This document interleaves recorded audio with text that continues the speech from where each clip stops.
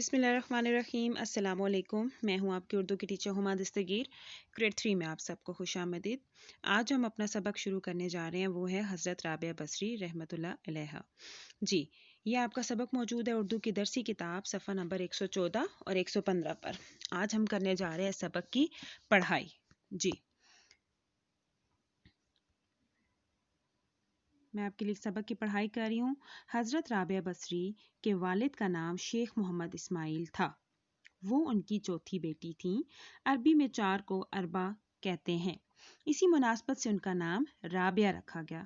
پیدائش کے کچھ عرصے بعد ہی والد کا انتقال ہو گیا۔ کہیں جاتے ہوئے اپنی بہنوں سے بچھڑ گئیں۔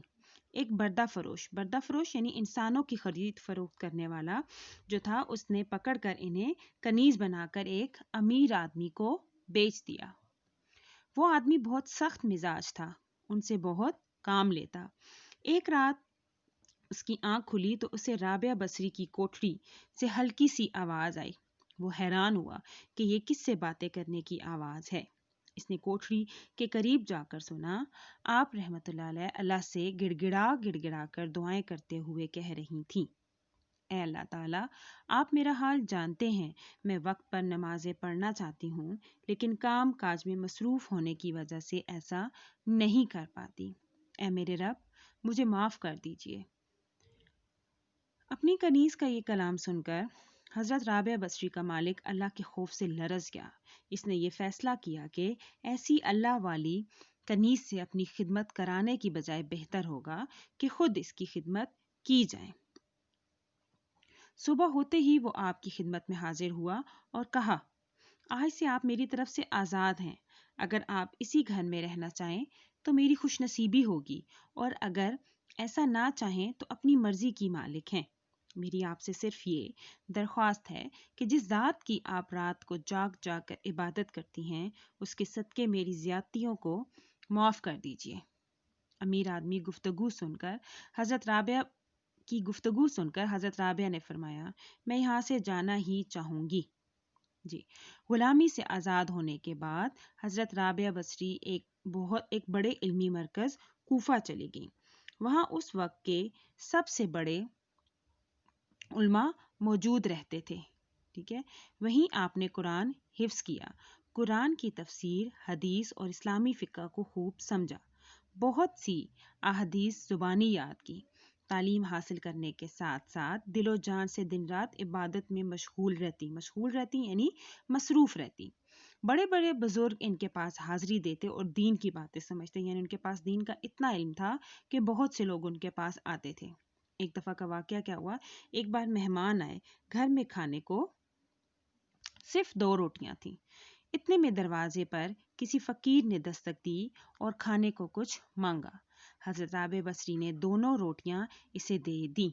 مہمانوں کی شکل پر حیرانی اور پریشانی دیکھ کر فرمایا، بھائیو، تنگ دل کیوں ہوتے ہو؟ کیا اللہ ہمارے حال سے آگاہ نہیں؟ وہی سب کا رازق ہے۔ ابھی وہ یہ فرما ہی رہی تھیں کہ ایک کنیز کھانے کا خوان لے کر حاضر ہوئی۔ ٹھیک ہے، حضرت رابعہ بصری نے خوان میں روٹیاں گنی اور فرمایا، یہ واپس لے جاؤ، تمہاری مالکہ سے کچھ غلطی ہوئی ہے۔ کنیز نے واپس جا کر اپنی مالکہ کو یہ بات بتائی۔ مالکہ نے کہا، ہاں، مجھ سے غلطی ہوئی، یہ خوان ان کے لیے نہیں تھا، یہ دوسرا خوان لے جاؤ۔ کنیز دوسرا خوان لے کر گئی۔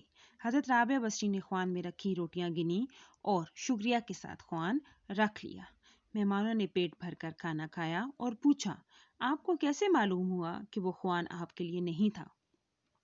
حضرت رابعہ نے فرمایا، اللہ تعالیٰ کا وعدہ ہے کہ ایک نیکی کے بدلے دنیا میں 10 اور آخرت میں 70 عطا فرمائے گا۔ پہلے خوان میں 18 روٹیاں تھیں تو یقیناً یہ غلطی تھی۔ دوسری بار 20 روٹیاں آئیں، میں نے قبول کی۔ کیونکہ ایک کے بدلے 10 کے حساب سے 20 روٹیاں آنی تھیں۔ مہمان حضرت رابعہ بصری کے توکل پر حیران رہ گئے۔ اللہ سے قریبی تعلق کی وجہ سے ان کا شمار اولیاء کرام میں کیا جاتا ہے۔ اولیاء لفظ ولی کی جمع ہے، جس کے معنی ہیں اللہ کا دوست۔ نیکی کی تعلیم دیتے ہوئے بصرہ میں وفات پائی اور وہیں ان کی تدفین ہوئی۔ انہوں نے فرمایا اللہ کے قریب ہونے کے لیے اللہ کو یاد کرنے سے بہتر کوئی ذریعہ نہیں ہے۔ جی، یہ آپ نے سبق پڑھا، آپ نے اس میں دیکھا کہ حضرت رابعہ کا جو توکل تھا یعنی اللہ تعالیٰ پر بھروسہ تھا وہ کتنا پختہ تھا، ٹھیک ہے، اور وہ اللہ تعالیٰ کی کتنی عبادت گزار تھیں۔ جی، تو یہ آپ کی سبق کی پڑھائی ہوگی۔ اب آپ نے سبق کا آج کا جو آپ کا ٹاسک ہے اردو کا وہ یہ ہے کہ آپ نے سبق کی پڑھائی کرنی ہے، ٹھیک ہے۔ اپنا بہت زیادہ خیال رکھیے گا۔ اللہ حافظ۔